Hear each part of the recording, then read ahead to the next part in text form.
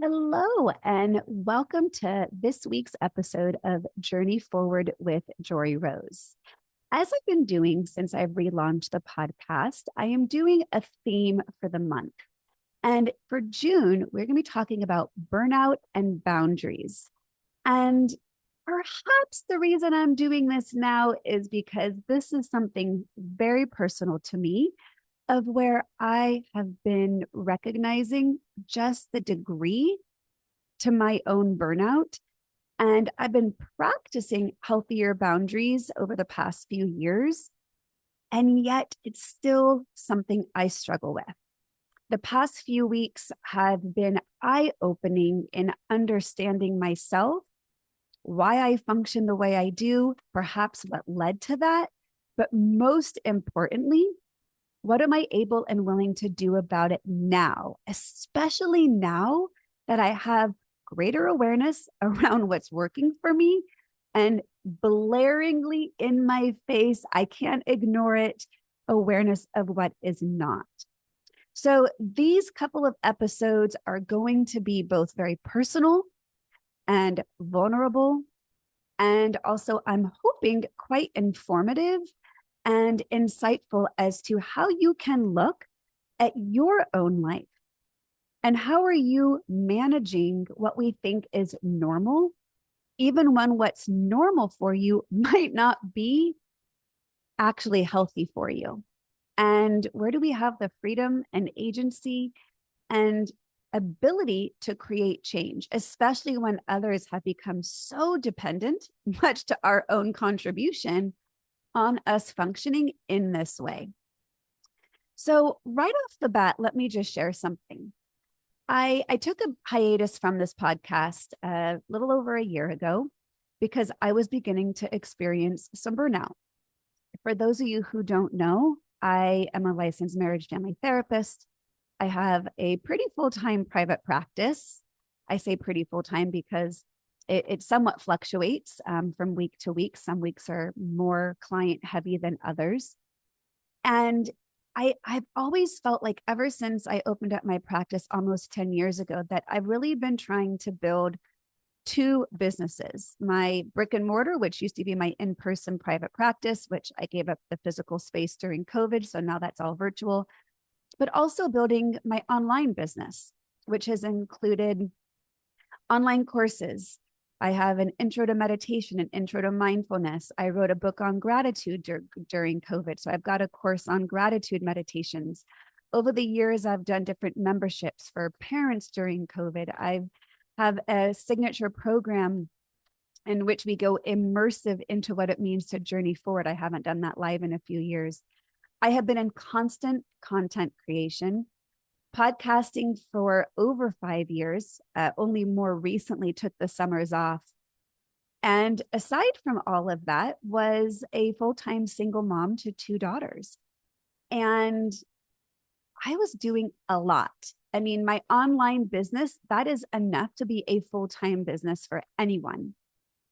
And yet I was trying to build it in between the spaces I had of clients and taking care of my girls, even though that they were at, college age. And there was still where I was showing up for everyone. And of course, my relationship, which is a huge piece of my life, but also finding time and attention to nurture the relationship, especially all the healing after my breakup.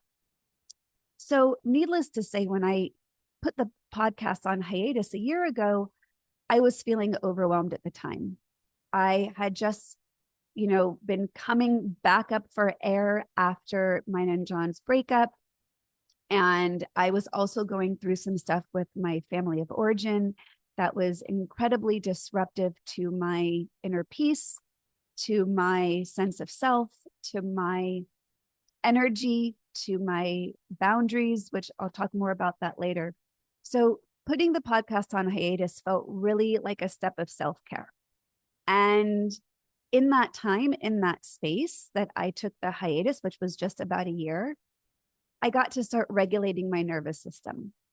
And I started to feel a little bit more myself. And then somehow in that space that I created, I got really creative again. And John and I had recently launched our relationship podcast, Love Isn't Enough. If you haven't listened to that yet, I invite you to go check it out. We are getting great feedback on it, all about relationships. Again, we are also quite vulnerable in sharing stuff from our own relationship and lives. We have our relationship masterclass series. But then I got the call to reignite Journey Forward with Jory Rose, but not just to do the podcast, but to create the membership community in which I'd be offering so much more, the resources, the meditations, the community. And I was so excited, very values driven. And then all of a sudden I found myself at burnout again.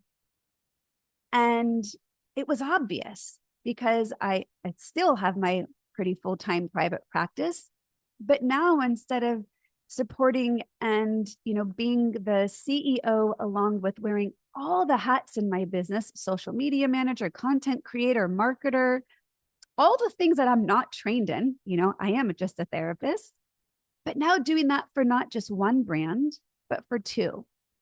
And my very values-driven desire to serve others, to teach, to provide resources for perhaps those who utilize this podcast in lieu of therapy or in addition to therapy.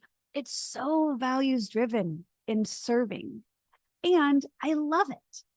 So it's so interesting to note, even the things that we love to do can still create an immense amount of burnout and overwhelm and exhaustion. And I realized, which seemed to realize maybe 10 years too late, I'm not capable of wearing every single hat in my business. I'm not capable of carrying this all on my own. I'm not capable of perhaps exerting as much output as my creativity and my triple Capricorn that I would otherwise think I could. Or just because I have been doing this much, how is it actually serving me? How is it working for me? And is it ultimately meeting my goals? Well, on the one hand, yes, but on the other hand, no. So what did I do with that? Well, for a couple of weeks, it felt like I just was kind of falling apart. And you wouldn't have known it from the outside. And probably my partner, John, was really the only one who got to see it front and center. And there were some triggers to this, and I'm actually going to talk about more of that in the next episode. There was some things that, highlighted for me where I was over functioning. And here's the problem. I am so skilled at doing so much. I am so skilled at maintaining a certain level of, I was going to say excellence was the word that came to my mind. The way I keep my home, the way I show up for my friends, the way I show up in relationship, the way I care for others, the way I'm there for my kids. I have high standards and I like to meet my own high standards, and it feels good to be that person. And I am fucking exhausted.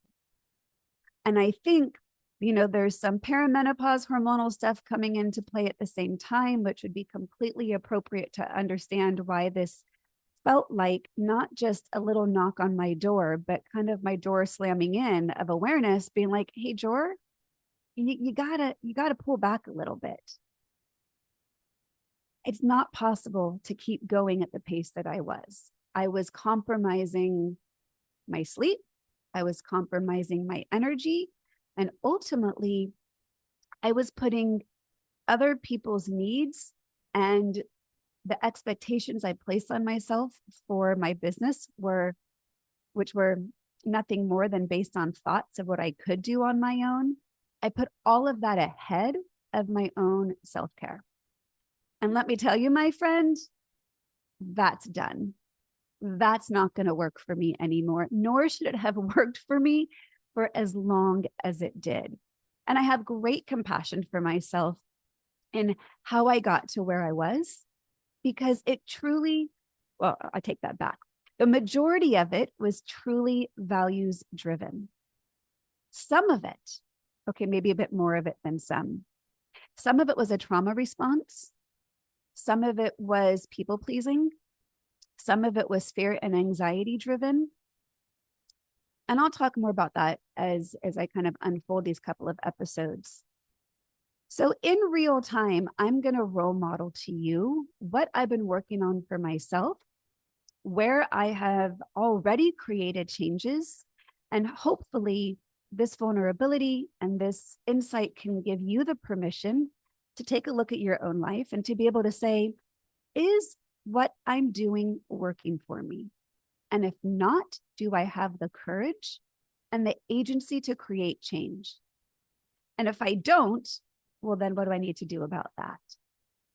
So this is what we're going to be exploring of these questions, while also sharing some deep insights from a few different resources. But I really invite you to just pause. And as I ask those questions again, how is what you're doing serving you? And as I ask that question, just notice what's coming up in your body. Maybe notice the thoughts that are arising. There's likely a narrative attached to why you do what you do.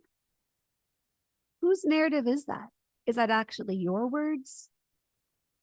Is that something you once heard as a child, maybe an expectation from your family of origin? Is it perhaps your partner or a boss? Or maybe even the role you've identified if you're a mom or a wife? And being clear on where that narrative originated. That's information to be able to look at so that we can understand ourselves with greater compassion, not judgment, so that we can create change and alignment with not only where you are, but where you want to be. Because ultimately, what Journey Forward means is bringing awareness to where you are, having the curiosity and compassion to how you got to where you are, looking at those areas that might need some healing to be able to address some old wounds or traumas or relationships. Because oftentimes what we're holding on to is where we're getting stuck from getting us to where we want to be. That is the journey forward. Awareness of where you're at, do the healing work so that you can remove those barriers, remove those roadblocks, so you can start working towards, who do I want to be? Or if you have clarity on that, then take the steps to become that version of yourself, that sense of self. Because here's what I know for certain. If you're operating from burnout, there's probably not a lot of alignment or authenticity within that. It just can't be. Because if we are functioning at a level in which our nervous system is operating on fight, flight, freeze, we're activated, we are reactive, we are not coming from a place of wholeness, eventually that fire is going to have be put out. And that's what I've been going through the past few weeks, maybe months, maybe years, maybe my whole life. The difference is now I've done so much healing work on myself, and I'm never done. We are never done. Healing is a lifelong journey as far as I'm concerned.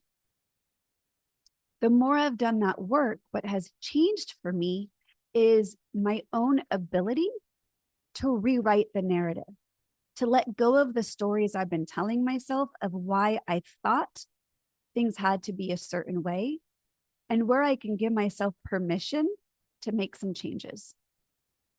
So one of the ways that I have given myself permission to let go of the way I thought it was supposed to look, based on nothing other than an expectation combined with comparison mind, I have realized I am not capable of outputting 4 episodes of Journey Forward per month and 4 episodes of Love Isn't Enough per month, along with doing all of the social media creation content and sharing of all of that. I simply am not capable, nor should I have ever expected myself to be. As I say it out loud, it actually sounds ridiculous to me, because what was happening was my to-do list was getting so long in excitement, because underneath it was values-driven excitement to share what I believe are these great episodes that others would benefit from. But the idea of having to create more content, to get the word out, to get the links out, all of the back end work, I was just at complete analysis paralysis. And I'm like, fuck it. I can't do that. So a couple of changes I am making already right off the bat. One is I have had an assistant for some time, but I have needed to expand what I need help in. So I have taken the step towards a deeper dive in getting an assistant to hand off a lot more of the tasks that, as the CEO of my business, I should not have been attempting to do while doing everything else. So that is underway, and that is starting to feel like a big relief and weight lifted off my shoulder. The second thing I'm doing is I've given myself permission. And here's where I ask you, my loyal listener, to support me in this, because by supporting me in this, supports yourself in making the changes that you need as well, to let go of expectation and comparison mind and overattach into the belief that it has to look a certain way. I am giving myself the permission to only release 2 Journey Forward with Jory Rose episodes per month and 2 Love Isn't Enough episodes per month. That's still 1 episode a week. I am still putting out a ton of content. But for me to give myself the permission to do less and to let that be okay, and notice the fear of judgment or criticism or expectation that others might have on me based on a system I set up before I ever even knew what it would look like, is a really big fucking deal for me. If I can do that, you can do that. And if anyone's going to judge me for only doing 2 episodes per podcast per month, that's okay. I don't need their approval to know what I need to do to balance my mental, physical, emotional, spiritual health. Because at the end of the day, if what I'm doing does not support my mental, physical, emotional, and spiritual health, and if what I'm doing does not support me to be able to show up in an aligned and authentic way in my relationships, I no longer have availability for it.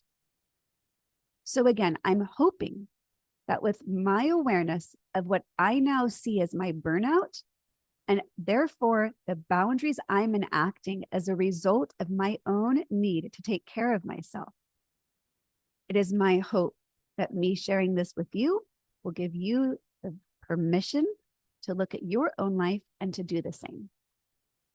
And if you are struggling in the how with any of this, well, I invite you into the podcast community where we have support with one another, where each month I do a live training that can answer these questions.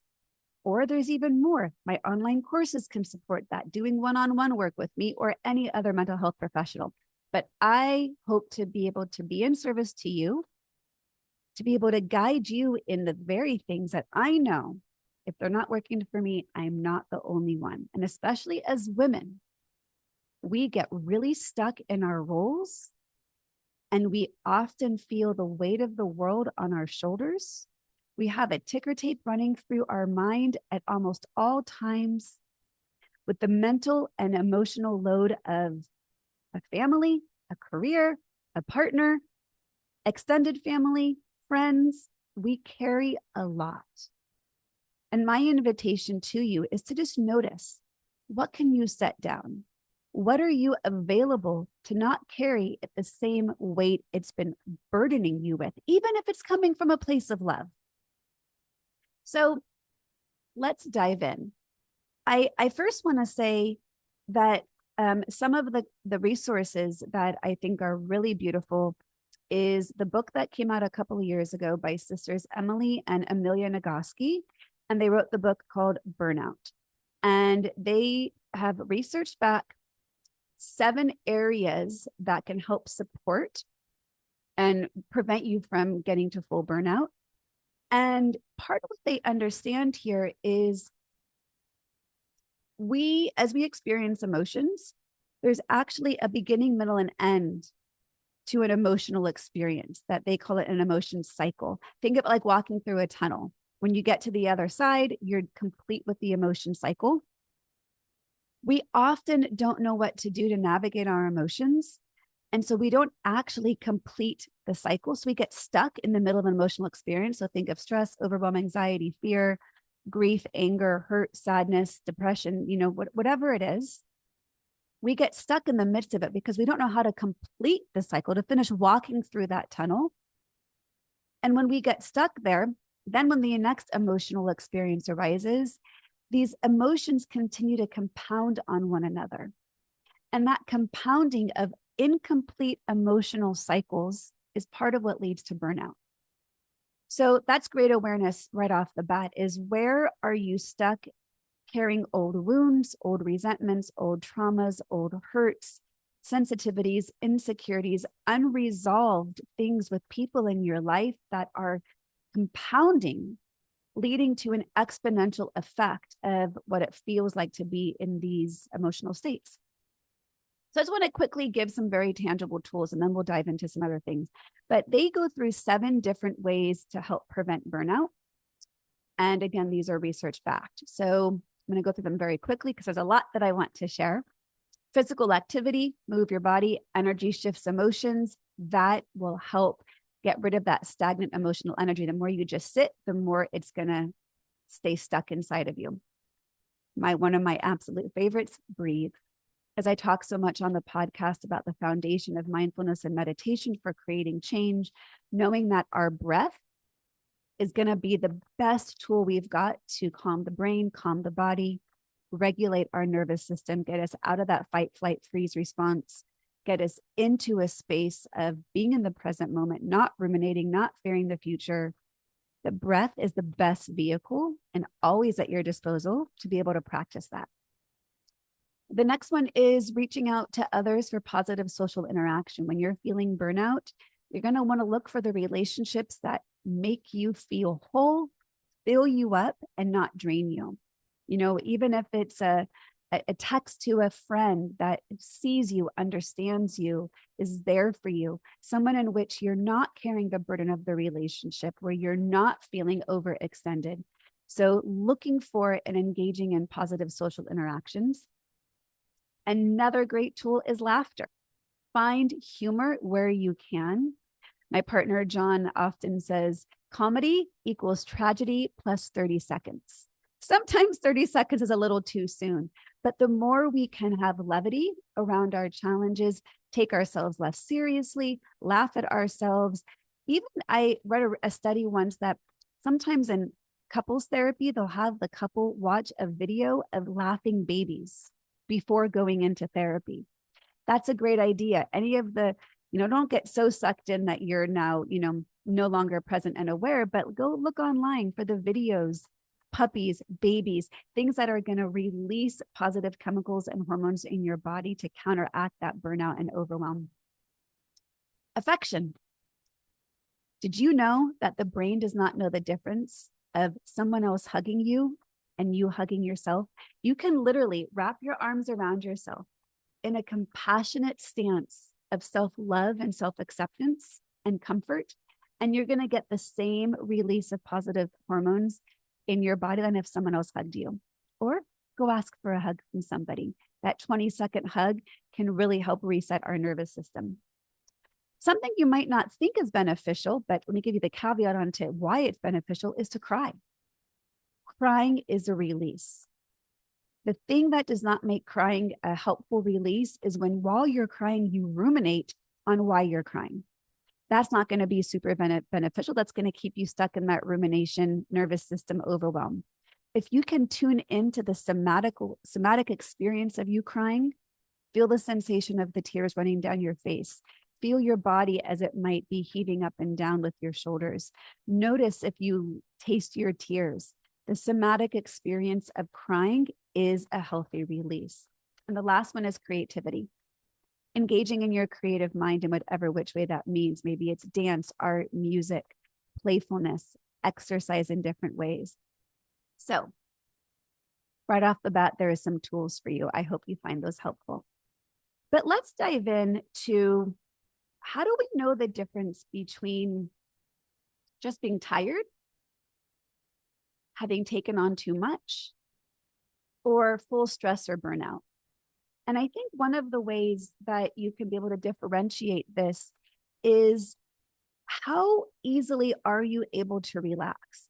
Because the more stressed and burned out you are, the more constant you're going to be in fight, flight, freeze, the greater inability you're going to have to get to that rest and digest phase.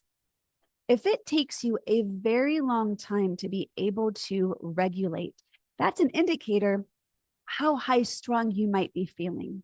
And for some people, their nervous system may not even know what the baseline of feeling relaxed might be. Now, here comes into some challenges. We might have some narratives from our family of origin of what relaxing looks like. You're lazy. You're not being productive. I know in John's family growing up, his mom had the belief, if I'm working, you're working. So, we have some conditioning around what it means to rest. We live in a culture that glorifies busyness and productivity, and we use that as root markers for our success or accomplishment. But it's a root marker of something I don't think is supporting our overall health. And that is what we're here to help recognize and then help be able to mitigate. So, there's a healthy level of stress, and then there's the one that's no longer serving us. So I would invite you to consider. So I'm going to, for the next few minutes, I'm going to be posing a lot of questions.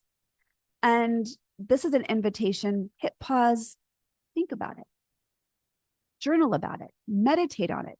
If you're in the podcast community, you're going to get the handout that has all these questions. I don't have the answers.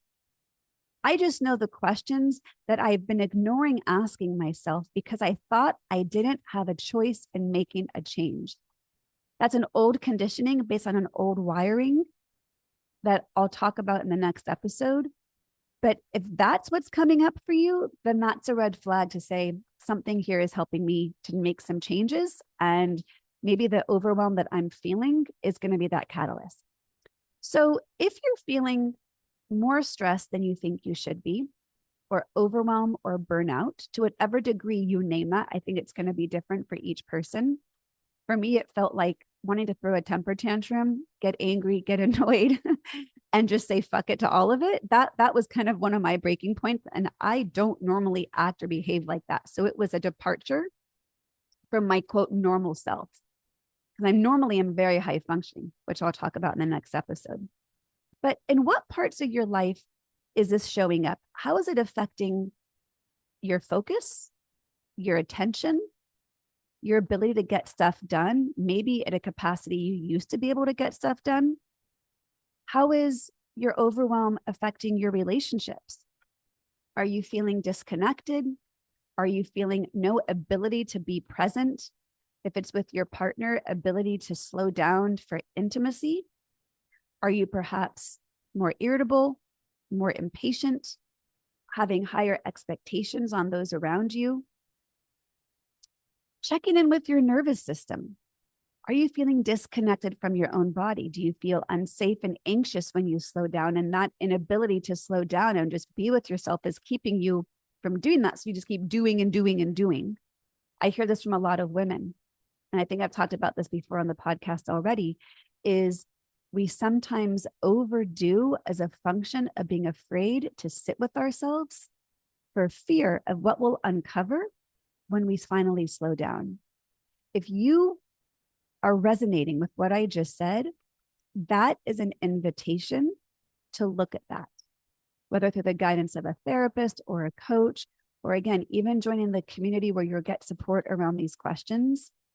That is a theme and pattern I see with many women. And it might have served you for some time, but I guarantee it cannot serve you for forever. So getting back to looking at your nervous system, are you quick to reactivity because you can't slow down to be able to respond instead of react? Do you have an inability to access your tools? If you can't access your tools, then that tells me your emotional brain has taken over, cutting off access to all those resources. Are you dissociating from yourself and your emotions and self-protection? Sometimes it can be hard and feel like I just can't go there because if I do, where does it end? So we just cut it off and pretend it's not happening. Again, how well is that serving you? Looking at your health, your sleep, maybe doing too much exercise or not being able to exercise at all. How's it affecting your appetite, your weight, relationship to your body? Are you getting sick more often? Or do you just feel like an overall weakened immune system? This was a big deal for me as I looked at my own burnout. I did not feel in my body. I've put on weight. I just can't lose. Okay, might be perimenopause. Fair enough. I am eating healthier than I've ever eaten. I'm doing more consistent, healthy exercise than I've ever done in my life. And yet things feel out of whack. I just don't feel myself. So that was a big reminder and indicator for me. I need to do something different. This is no longer working. I'm not sure it ever fully worked for me, but I can tell you for certain it's not working for me now. Looking at your energy, how long can you sustain the output at which you're doing? Maybe you were able to do it more when you were younger, but looking at yourself now with honesty and compassion, can I sustain this level of output? Is everything feeling a little bit harder? Or maybe you're just having apathy and just minimal desire, that your energy is just saying, fuck it, I don't care anymore about a clean house, made beds, folded laundry, getting all the to-dos done. I just cannot do it anymore. Or maybe it's even showing up as low libido. So questions to consider, but what can you do about this? Well, awareness is always going to be the first step. You cannot change what you're not aware of. So if you have awareness that any of these things are showing up, that's an invitation to look at it. So when we do look at it, the key is to look at it with self-compassion and not judgment or criticism.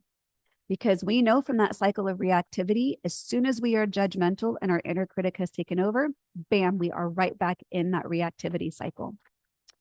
Practice slowing down where you can and delegate to others what you can, which has to come with decreasing your own expectations on yourself, giving yourself permission to do less. This was so hard for me. I'll talk more about that in the next episode. But what I realized is I was trying to control so much to keep me safe, that was control was actually a trauma response. It was something I could do to keep things predictable and safe. And yet it was leading to burnout and overwhelm. Small changes lead to big changes. So what is one small step you can take today? Meditating and journaling more of the time. This is going to help regulate your nervous system. And things to consider in meditation and journaling. What can you release that's not yours to carry? What have you been carrying that maybe was never yours to begin with? So handing that energy back.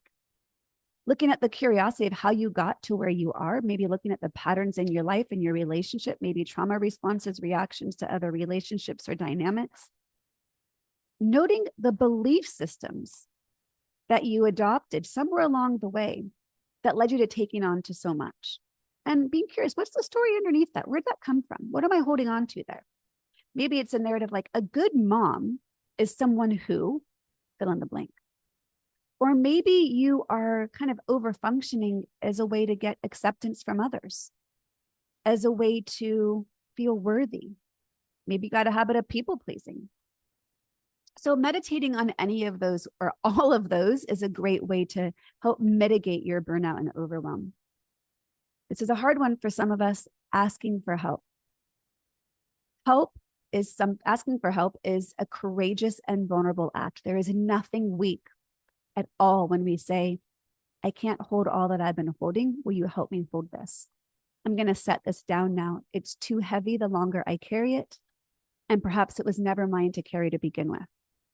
So notice if you're feeling vulnerable or shy or struggling in asking for help.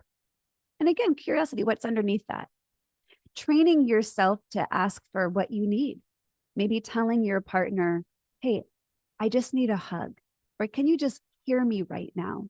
Or maybe help me with something. I call those the 3 H's: help, hug, hear.